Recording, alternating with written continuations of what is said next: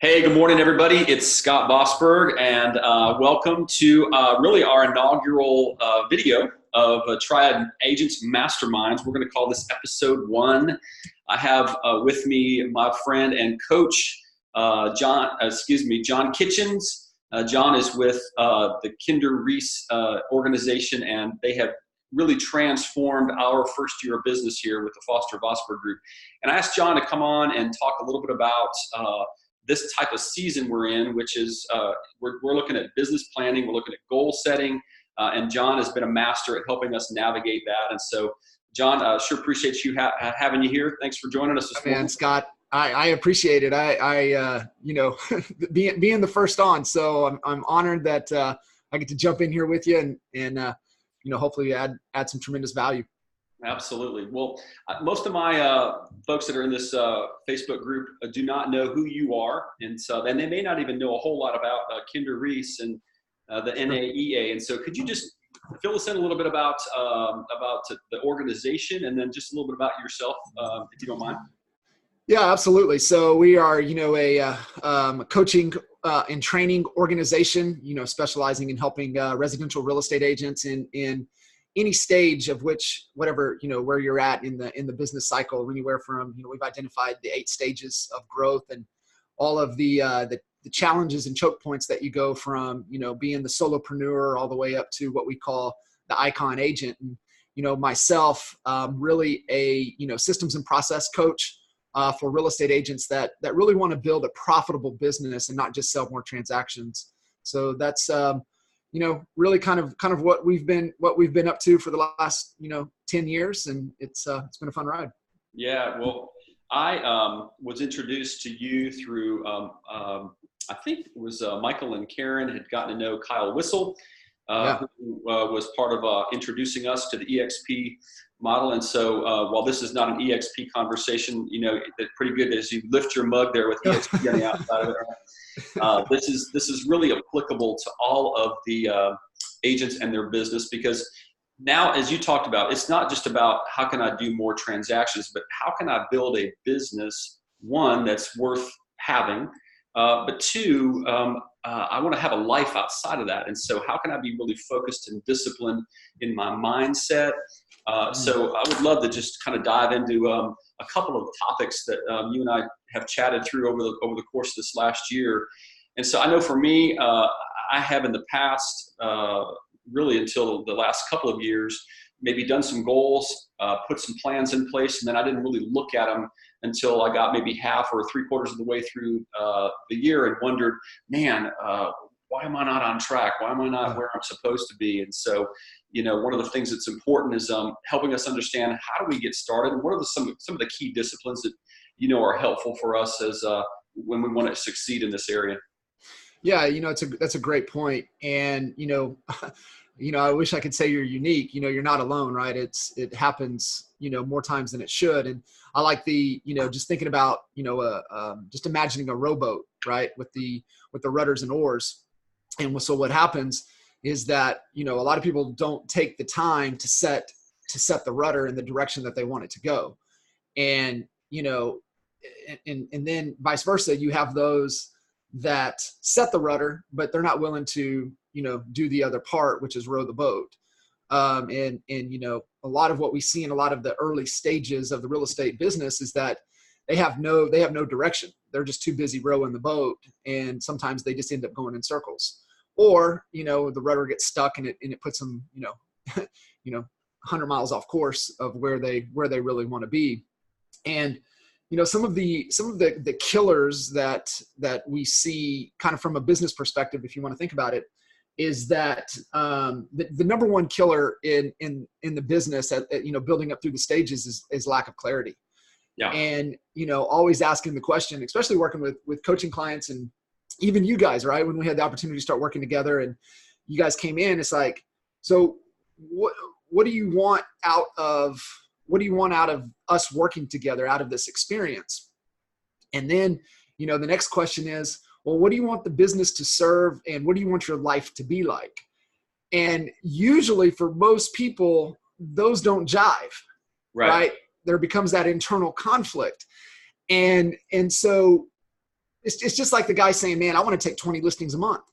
Okay, well, then what do you want the business in your life to look like? Well, I want to be done at 5 o'clock. I want to make sure that I go to all my kids' sporting events. Don't want to work the weekends. And it's like, okay, well, you want to take 20 listings a month by yourself. And you want to still have that type of time with your life. And it's just like, that doesn't work. Right? So that becomes that internal conflict. And what happens for most people with that internal conflict then becomes overwhelm. And we know what happens when we become overwhelmed. We just get paralyzed. And once we're paralyzed, nothing happens. We get into, very just in survival mode, right? We become in a survival mode state. And, we had a great mentor kind of share this story kind of pertaining to goal setting. And he said, imagine, Scott, that you're flying your airplane, you're going to this destination, and all of a sudden, you have some malfunction and the plane has to land, and you go into a kind of a crash landing. And, you get out, you kind of get your bearings, you're in the middle of nowhere. You have no clue where you're at. And, you have one or two things to do. One thing is that you grab up all the stuff for survival and you set yourself up and you're like, man, somebody's going to come save me. And then what happens is you run out of supplies and you die, you perish. The other point that you need to be doing is, yes, gather all the things for survival, but then focus on, man, where was I going, right? And then get that GPS, get that compass, get whatever you can, and get your butt moving on that destination. And so that's why it's important, like what you said, hey, we'll set these goals, then we'll throw them in the drawer and we won't look at them again. And we just get back into the tactical day-to-day because we're fighting survival. We're not staying top of mind of, hey, this is where we're trying to get to. This is the top of the mountain, and constantly that reminder of pursuit of where we're trying to get to. I completely relate to that. I think there were, years where I felt like I was working in my business and scrambling to scratch out new, cultivate new leads, generate new business, and then for a lot of years handle the closing process myself too, until I was wise enough to hire an assistant. So we're going to have folks at lots of different levels in this group, probably that are solopreneurs, that just are getting started. Maybe they've been in the business a year, but they're in it a great time, and so they're starting to experience some success. And then we got some folks that probably have, added an assistant, maybe a buyer's agent. And so one of the things that I think was really helpful for us, and I'm going to mention this clarity report, that's something that Kinder Reese and John introduced us to. Yep. It was really helpful in helping us step back away from the running of the business and actually look at focusing on creating a vision and understanding kind of, beginning with the end in mind, I guess is an old Stephen Covey term that was from a great book called 7 Habits of Highly Effective Leaders. But so talk to me about how you use the clarity report in helping people get clear on where they are and where they want to go in their business. Yeah, that's a great point. And we'll get that report where you can share it to everybody tuning in as well. And, one of the best definitions of clarity that found was all clarity is capacity minus contamination. And that's just the ability to constantly increase your capacity, your mindset, your thinking, your resources, your environment. Just continue to increase the capacity while eliminating the limiting beliefs, the BS stories that we tell ourselves. And it's not a one and done, right? That's just a constant iteration. It's just, I challenged, you guys, when we started working together, is that, 90 days from now, if you go through this and trust the process and do the work, 90 days from now, you're not even going to be the same human beings that you are today. And then 90 days from now, it's going to continue that cycle. And so the clarity report gets you out of the day-to-day trenches, right? And into the weeds, the so tactical, and it allows you to step back and become creative, right? And, it's you either believe that it's a creative world or it's a reported world. Now, a reported world is like, hey, it is what it is. I can't do nothing about it. You either have that type of belief, or you have, hey man, this is a creative world. I can design it however I want to design it. And I think that's one of the cool things about our coaching program is that I like to, the best analogy that I like to use, like when you work with us, and Scott, I'm sure this will kind of hit home, is that all the content that we put out, right? We put out tons and tons of content. Jay and Michael have put out content over the years. Like you can't just stop and watch all the content we've put out. Right. But it's really, really good stuff. And I liken it to the fact that you can walk into Nordstrom's and buy a suit off the rack, right? And man, you're going to get a nice suit. You're going to get a really, really nice suit. But the difference in when you make the investment into a tailored suit, right, that is specific for your type, for your body type, it's a different feeling. And so when you take that same understanding and understand that, man, I can design this, I can tailor my business to what it is that I want to accomplish, then man, you have a different feeling, right? Like it's that feeling when you walk in the room with a tailored suit on, it's a little bit different than that when you walk in the room with that suit off the rack. Right. And that's the same thing with your business, right? It's that same mindset. It's that same belief. And when you have that mindset, that leads to our behaviors, and all our behaviors are our habits, and then our habits drive our results. So if we're not getting the results we want, it's because we got poor habits. And usually we got poor habits because of our beliefs. And, it's really identifying those. And the biggest thing that comes down to it's the awareness, right? You have to have the awareness that you want to get clear, that you really want this business to serve you in some form or another. And I used to say that awareness then led to choice. But there was just, there's this interesting, through conscious leadership, they talk about it's really solution outcome over ego. So what happens for most of the people is that their ego is blocking them from being able to see and make the choices moving forward. And so one, it always starts with an awareness, man. You got to have an awareness that you want to make a change, that you want to get clear. And then you have to accept where you're at. You're either pushing blame or you're looking for solutions, right? Pushing blame, pointing the finger, not taking ownership. That's really where your ego is getting in the way. And then that's disserving. You're not gonna get out of the vicious cycle. You're not gonna get out of survival until you acknowledge, dang, man, my ego is blocking me. I've got to raise above the line. I got to focus on solutions. What is the solution that's gonna help me get to the next step? And then you have a choice. Then all becomes what are all the choices that I have? And then from, when you evaluate your choices, then you can make a decision. And that comes down to priorities, right? And so I know you guys are really getting clear on the priorities for the first quarter.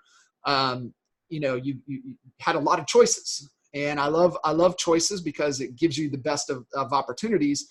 And then you can make a decision. And, you look up the definition of decision, it means to cut off. So boom, you make the decision, understand what it's going to take, and then you make that commitment. And it's a process. It's a process. Yeah. And I've got a quote on my board here that's traveled through the last 3 or 4 offices. And, it says skipping steps only presents the illusion of speed.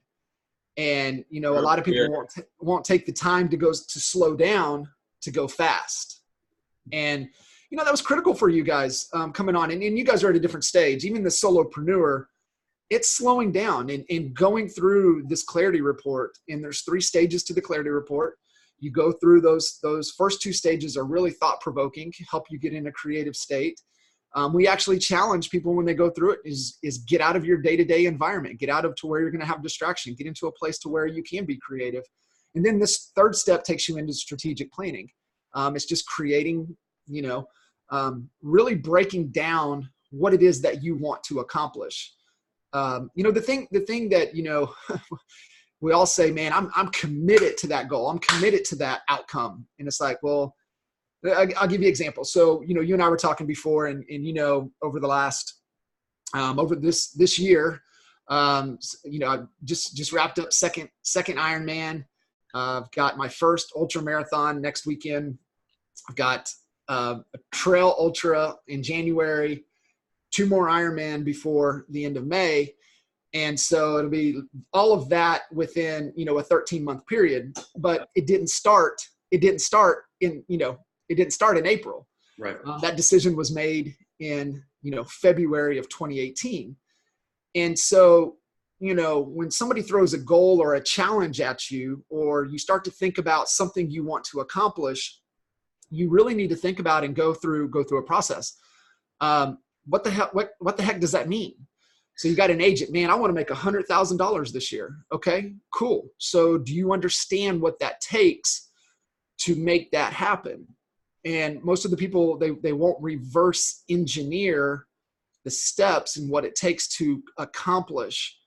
And, Darren Hardy broke that down really well from all of the interviews that he did while he was still at Success Magazine. And he, arguably there's nobody alive on the planet that has been knee to knee with more productive people than Darren has. And, it was the two things that he found was a commitment to constant learning. And the second was clearly defined goals. And so we all throw these goals out there and so I want to make 100,000. It's like, cool, let's reverse engineer. How are we going to do it? And, the simplest of formats. And just to even come back to, I can break it down with Ironman because it's the same principle. And we can, give a real estate example is that one, you have to face current reality, right? You have to be brutal. It's like, I want to make 100,000, but yet I made, $19,723 this year. How am I going to go from 20 to 100? So you have to face the current reality. You have to look at it. And, in February of last year, I had ran one marathon.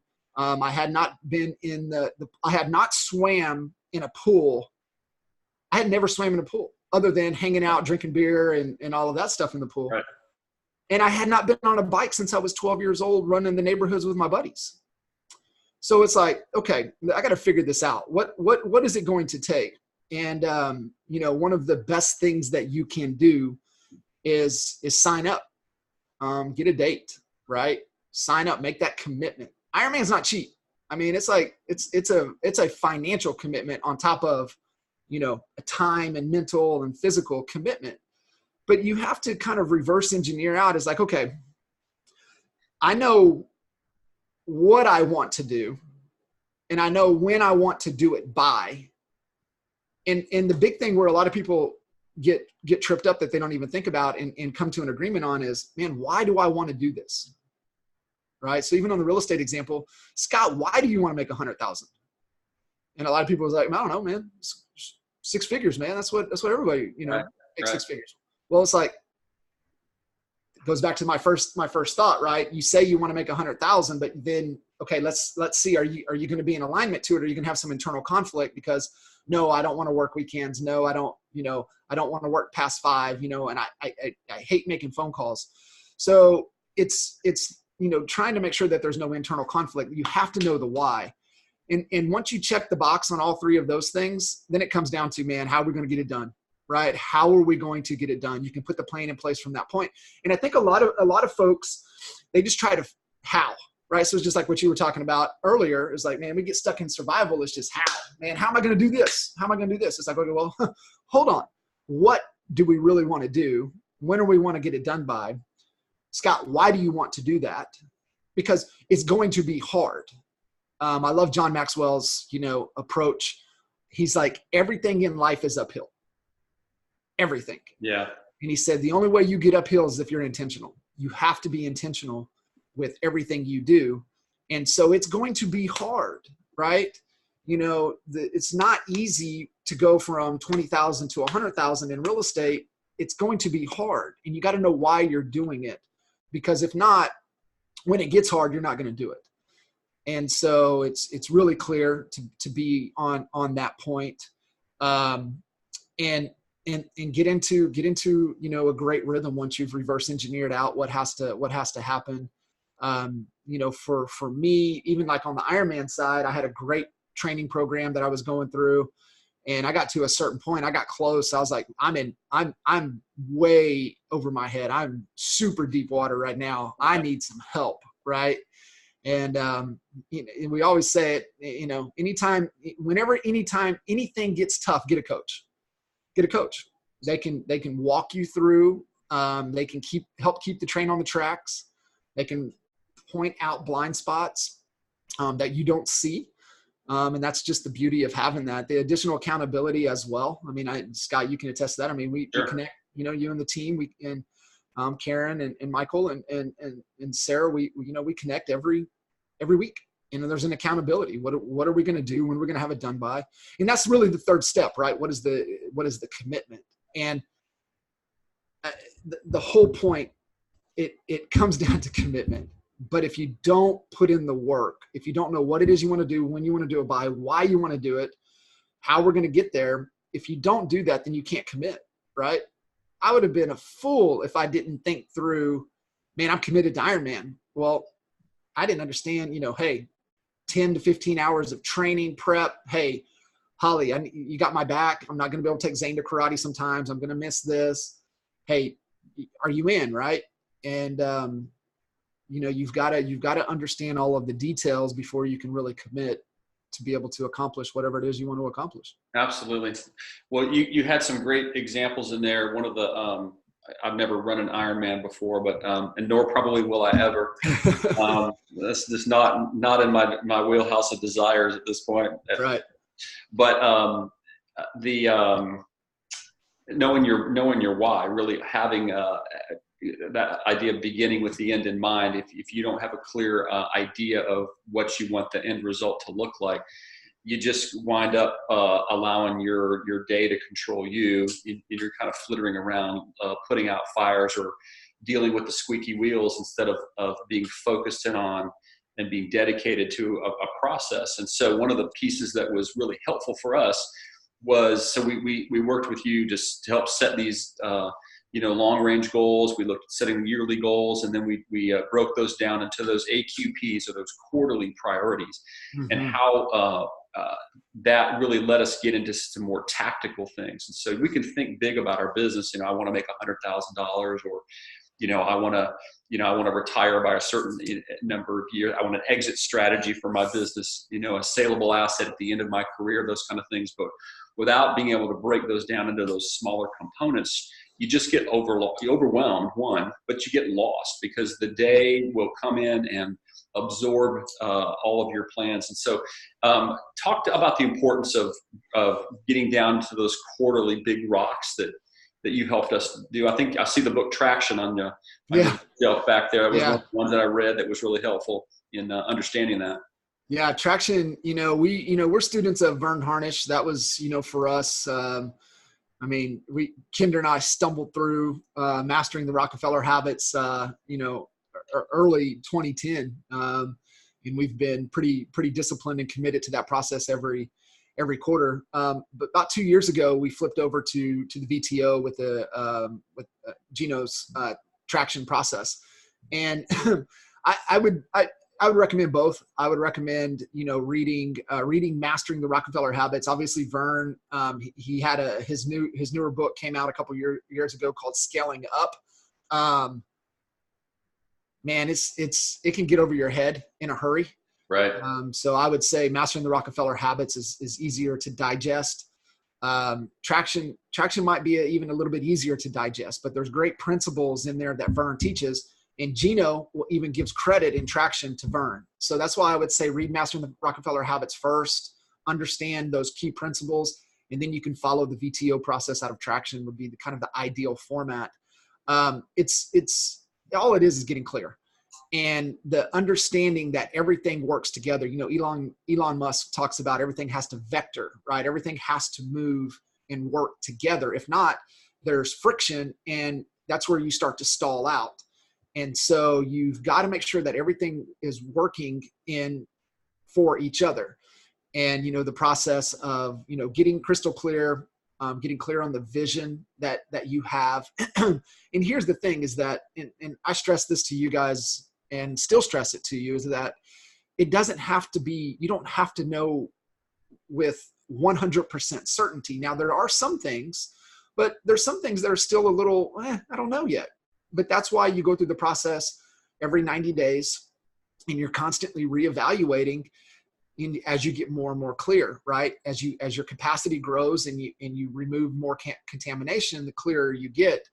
And then from there, we get crystal clear on, man, where do we want this business to be in the next 10 years? And, for a lot of you, it's like, well, I can't think that far out. Well, then you're moving in an unknown direction.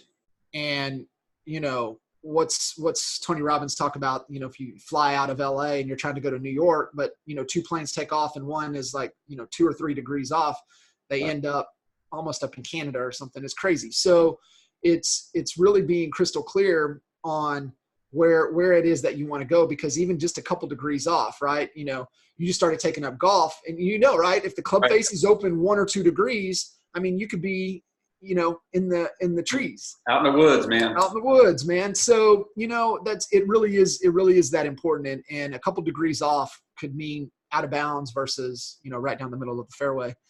And that's just every step back. So, we get clear on the 10-year. Hey, what do we want this to look like in 3?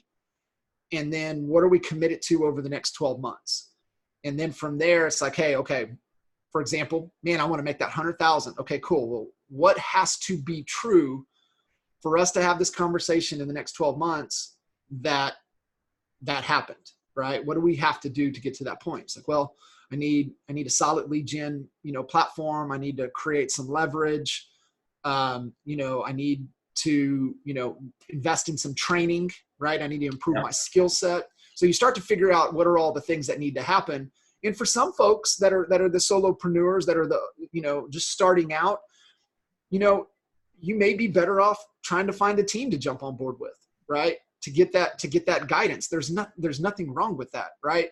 Instead of trying to trudge forward because your ego's in the way, thinking that you have to do it, instead of getting into an environment that's going to provide the training, going to help me, understand lead generation, give me the coaching, the mentoring, the guidance that I need.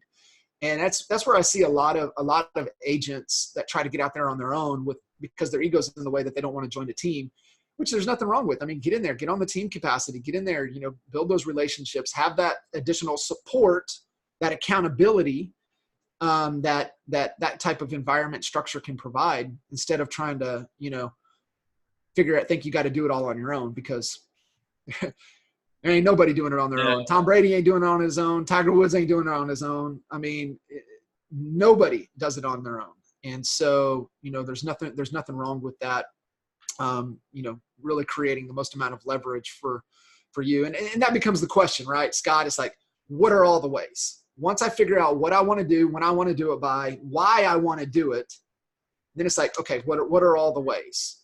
And, even back on the Ironman story, for me, pushing through is like, you know what, man, I got 4 kids, and all I want is my kids to be able to say, man, my dad's an Ironman. That was my driving force to do that. And so when it got tough, then that becomes the, I can visualize my kids just saying and smiling, saying, talking to their friends, man, my dad's an Ironman. Hey, my dad's an Ironman. And that, that's why it's so important to have those type of things, because it does get hard. And, you don't want to be out showing properties on a Sunday afternoon, but sometimes you have to, right? Because that's the only time the clients can meet. They need to fly out. They need to get a deal done. So you just got to know why you're doing what you're doing. And then you just figure out, man, what are all the ways that we can accomplish this? So the big why, really, it all starts with that. I mean, if you're not talking about what's the end result, what do you want the end goal to be?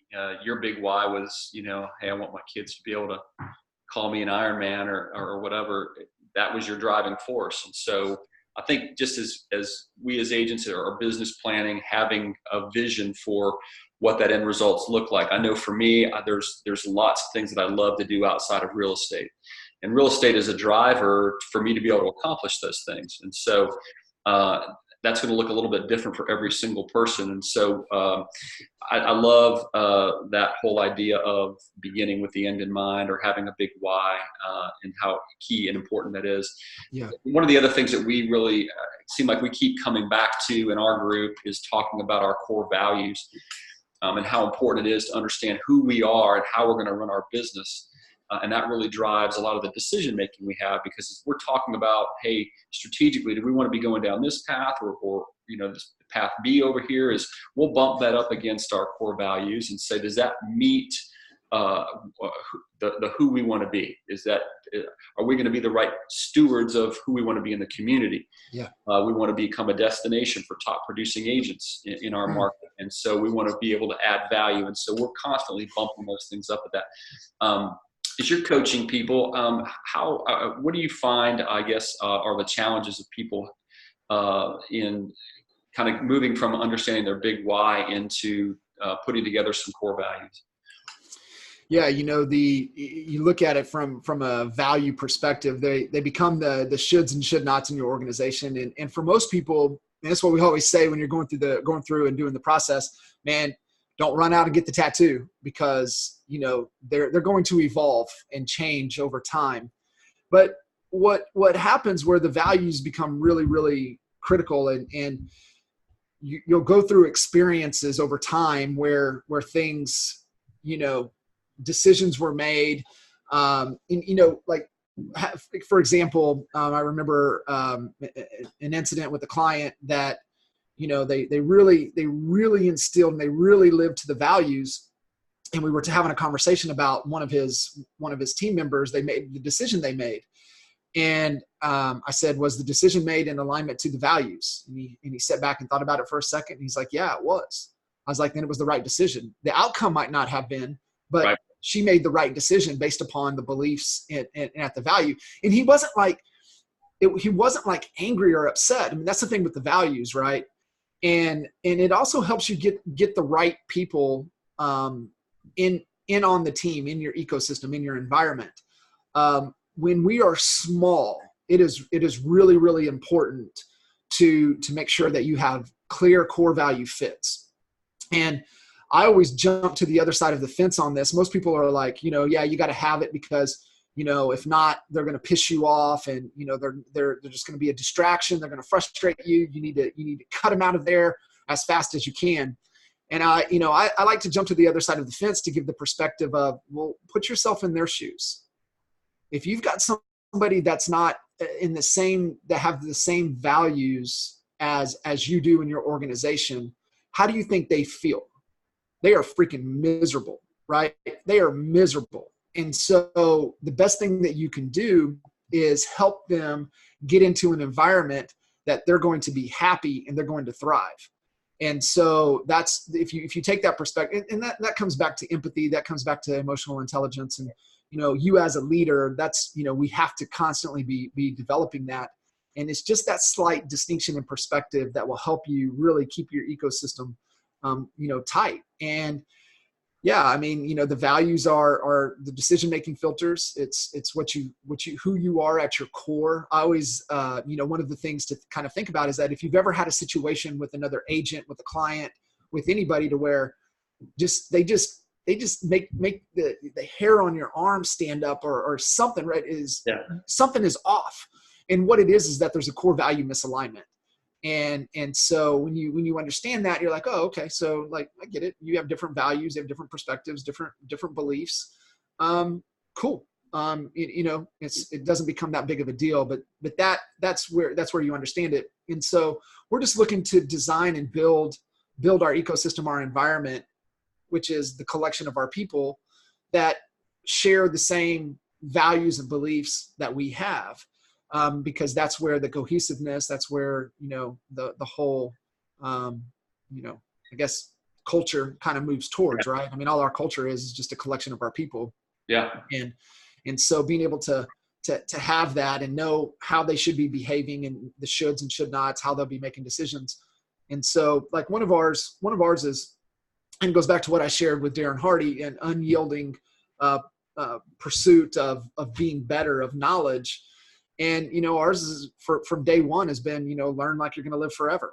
And it's just that constantly pouring in, right? You even see like the 75 hard challenge that's out on internet, right? That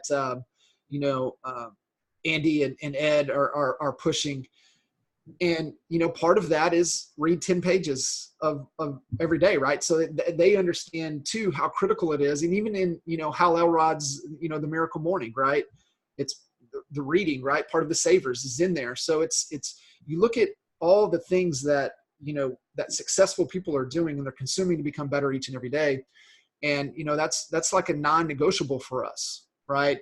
If you're coming into our ecosystem, you want to jump on board and be a part of what we're doing, but you're not trying to get better and pursue, you're going to get left behind. And it's going to be one of those awkward, situations, and, it's going to be frustration. You're going to become a B, C player, and, it's time to move on and get you into a different environment. Yeah.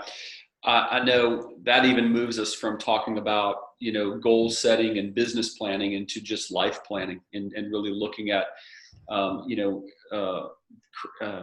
core values really are birthed out of who we are and who we want to be. And so how that affects your hiring practices, but it just affects the kind of human being that you want to be. And so really spending time honing your mind, growing your knowledge.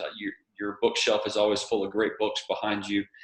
And so I know taking care of, we were down in Key West with you, I don't know, I guess back in November, and one of the gentlemen spoke about really, it was about, he had 4 quadrants, and you can chime in here, but he was really focused in on looking at living with some disciplines. And so those disciplines really looking at how are you fueling your body? How are you fueling your mind?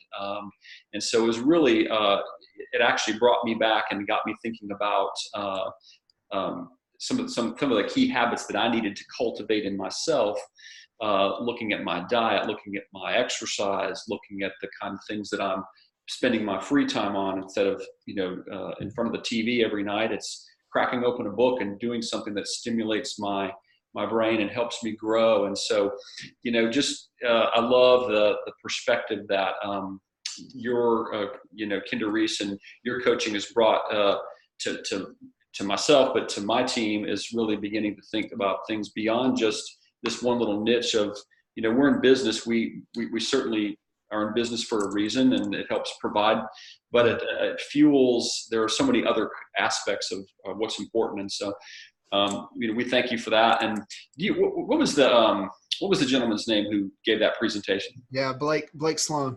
Blake Sloan. That's right. Yeah. An agent out of Myrtle Beach, and talk about a passionate man. He's amazing. Don't give him Red Bull. Don't give him an energy drink before you put him on stage. Not at all. Yeah, he was like a raging bull, pacing in his cage there, giving his presentation. But it was impassioned, and he's an amazing human being. Yeah. Well, John, hey, I wanted to thank you for taking some time this morning to talk about goal setting. This time of year is when we're all thinking about what do we want to accomplish, what resolutions do we want to set for the year, and I just I step back and think about things that I can have a grateful heart for in 2019, and connecting up with you and what you've done to help our group grow is on that list. So thank you so much for kicking off this inaugural Zoom call. We're going to bring value to this Facebook group, these Triad Masterminds. So I appreciate you. What you got on deck for this week? You got a busy week ahead of you? Yeah, stays pretty jam packed. I know, obviously, like you said, you mentioned in there, also taking some time, figuring out what you want your life plan to be like. And, the same process for your business also works for your life. And if they're not in alignment, then it's going to be like what we talked about, that internal conflict. And one is going to one is not going to work. And so you want both of them to work together, and spending some time and getting clear this time of the year, not only what you want for your business, but how does that business serve you for what you want with your life. Yeah, I love it. Well, hey, I have a copy of the Clarity Report if anyone is interested. John and I referenced that. It's a fantastic document to help you organize your thoughts and begin thinking about your life by design. But what do you need to do to be able to accomplish your goals over the next several years, but then breaking those things down into quarterly priorities. It was a really helpful tool for us. And so we've got that to be able to share with you. And then how much of your business is now, you're coaching 100% with Kinder Reese. How much of your business is coaching agents outside of the EXP ecosystem? Oh, quite a bit. Absolutely. We have the different perspective. We were Caldwell Banker. Jay was Caldwell Banker for 12 years, 13 years. I was, on board there with them for about 6 of it. And while we were at Caldwell Banker, and then, went independent for quite some time. Just like I was sharing, our mastermind was the destination if you were looking to, become an independent, organization. And then, just at the last couple of years to EXP, Michael was KW his whole career. So we have a unique perspective, coached agents, still coach agents, still coach independents, coach Remax, coach ERA. I mean, we coach them all because it's not about us. It's about you, right? It's just like I mentioned, that tailored suit. It's getting clear on what it is that you want to accomplish and helping you put in the principles and the framework to accomplish that. Principles are the principles. It doesn't matter what flag you're flying, it just helps you, put the right processes and systems in place to accomplish what you want to accomplish. I love it. Well, that's been something we've learned over the last year with you guys is just this culture of creating value and giving it away, living it with an abundance mentality. We talked about that at our local mastermind here last time that, that's the position we want to come from. We want to share what we know and help others grow. There's plenty of business to go around for everybody. So absolutely. How would folks get in touch with you if they were interested in diving into learning more about coaching? You can go to johnkitchens.work. It's pretty cool little video over there, but you can check that out. You can hit me up on Facebook. But if you have any questions, feel free to reach out. Would love to connect and see how I can help in any way. That's fantastic. Well, hey, brother, I appreciate you. Thanks, Scott. Look forward to catching up with you next week at our coaching call. Yeah. Tell everybody I said hi. All right. See you. Bye.